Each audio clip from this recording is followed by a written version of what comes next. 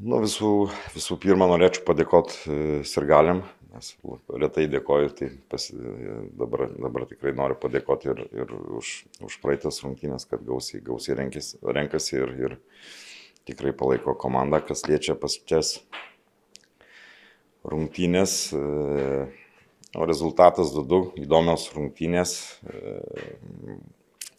Žaidimu galbūt esu labiau patenkintas negu rezultatų, nes mano nuomonė dabar kaip ant karštų iš karto po rungtynių, mano nuomonė buvom arčiau pergalės. Tas pirmas praleistas įvartis, bet vaikinai parodė charakterį, greitai grįžom į rungtynės.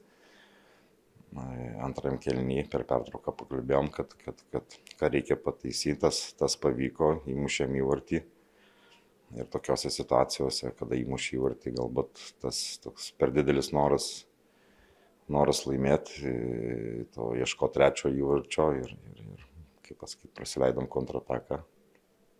Bet gale turėjom situacijų, kurias galėjom paversti įvarčiu, bet jeigu neįmušė, tai lygios. Vartininką teko keisti, vos pusvalandį sužaidus, turbūt Ignui Plūkui taip pat nieko blogo negali pasakyti, sėkmingai pakeitė ir nepavedė. Ne, viskas tvarko ir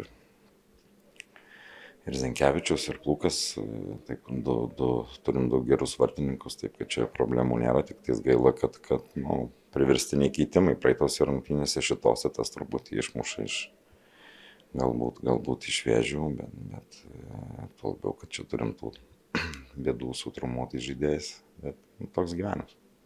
Haidara dublis, prieš tai tylėjo ilgai ir dabar 2 įvarčiai iš karto, aišku, ten pirmajame įvartyje turbūt Naurio Petkevičiaus dar ne mažesnis, o gal net ir didesnis indėlis. Ką galėtumėte apie Haidara pasirodymą pasakyti? Kažkada turi ateiti, kai stengiasi dirbė aikštėje, tada ir ateina rezultatai, bet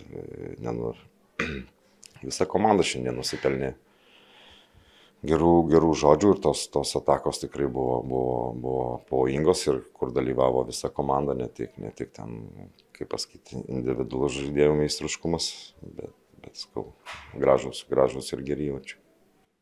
Visiškai skirtingos rungtynės lyginant su pirmuoju ratu, sezono tik pradžia buvo be abejo ir 0-3 pralaimėjote tada Vilniuje. Ar tai čia iliustruoja Sūduvos progresą šis rezultatas ir šios rungtynės, ar galbūt kitos priežastys? Manau, aš jau kalbėjau po rungtynių Vilniuje, kad galbūt tas rezultatas buvo per didelis tose rungtynėse, kur mes turėjom progų ir aišku, kaip pasakyti, Žalgiris lieka Žalgiriu, gal jie turi ten dabar kažkokių truputį sunkumų, bet tai gera komanda ir kaip sakot, ten pralaimėjimas tas 3-0, bet tenai buvo rezultatas per didelis. O šiandien, kaip minėjau, tos rungtynės, žaidimo labiau patenkintas negu rezultatų. Gana anksti tą patį Haidarą pakeitėt, Lucky Tomasą, kuris labai aktyvus buvo ir tikrai turėjo keletą tokių aštrių momentų. Ar čia, kaip sakyt, jau išsikvėpė žaidėjai, ar galbūt taktinių turėjot sumanimų? Matėsi, kad jau nuovargis jaučiasi ir pas vieną, ir pas kitą, dėl to ir atlikom tos keitimus, norėjom truputį pagyvinti, nes krašto žaidėjom pareikalavo daug jėgų, nes kas buvo ne iki galo gerai, kad tokių daug perdavimų netikslių ir kada pramedė kamuolį tokiose situacijose priešininko pusėje, tada turi bėgti gintis. Tai matėsi, kad jau jėgos baigėsi, o ant suolo turėjom ir ko pastiprinti, taip kad dėl to ir pakeitė. Antras ratas jau įpusėjo, Sūduva vis dar nepralaimi namuose, bet dabar laukia išvyka į Šiaulius. Šiauliai šiandien netikėtai pralaimėjo Riteriam, tai kas dabar čia laukia Saulės mieste jūsų? Kas laukia, tai bus matyti, kas mūsų laukia. Taip kad tvarkaraštis yra toks, koks yra, jau truputį galbūt keistas, kad čia po kelias rungtynės turim žaisti išvykoje, bet taip sudėlėta, negalim skūstis, o važiuosim į Šiaulius pergalę, žinom, kad šiandien pralaimėjo, taip kad bus labai motyvuoti. Bet mes irgi kaip būsim, manau, pasiruošęs, sugrįž keli žaidėjai. Vienas iš vestuvių, kitas po traumos ir važiuosim kovoti dėl pergalės.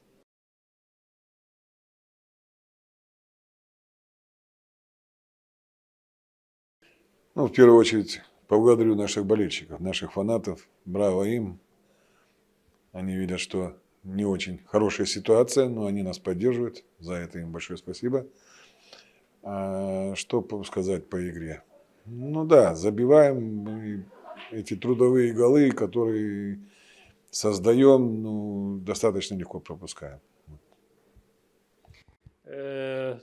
Первый тайм довольно ровный, то Судова имела преимущество, то вы периодом играли активнее гораздо. Второй тайм опять сценарий, но уже Судова первая забивает, и сразу быстрый ваш тоже ответ. Овидиус забил эффектный мяч головой.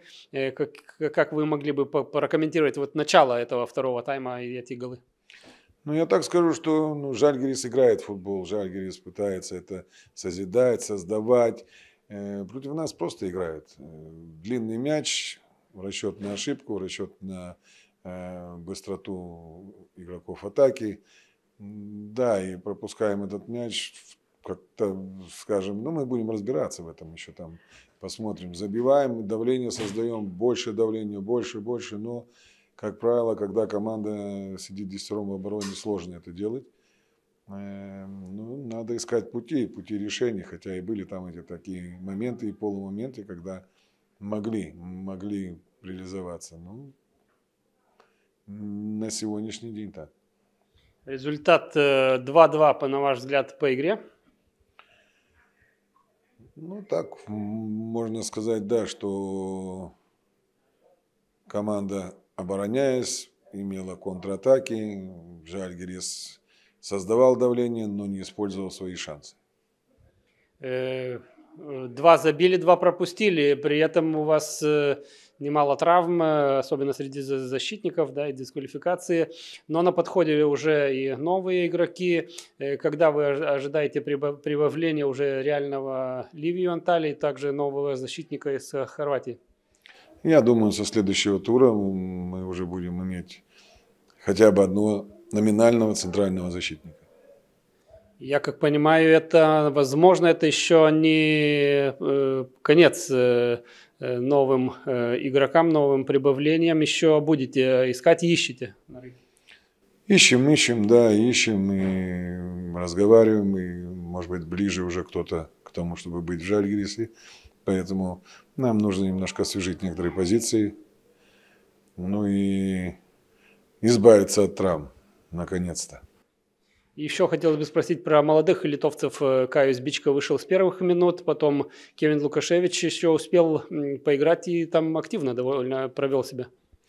Я уже говорил, что мы много говорили про то, что нужны свои воспитанники и прочее. Если зайти в раздевалку, полраздевалки молодых воспитанников наших, да, мы кому-то даем больше времени, кто-то на подходе, кто-то заменяет друг друга. И в каждой игре у нас есть молодой игрок, практически в каждой игре есть молодой игрок, который воспитанник нашей академии. Поэтому взяли такой курс, тяжело сейчас, но надо держать это. Ну и что, следующий матч принимаете Хегельман. Хегельман сегодня проиграл дерби Каунасский Жальгирису, но все равно они одни из лидеров, показывают хорошую игру. И так же, как и вы, готовятся к европейским турнирам. Какие ожидания от игры с Хегельманом в вашем стадионе? Играем дома, играем для болельщиков. Пора уже.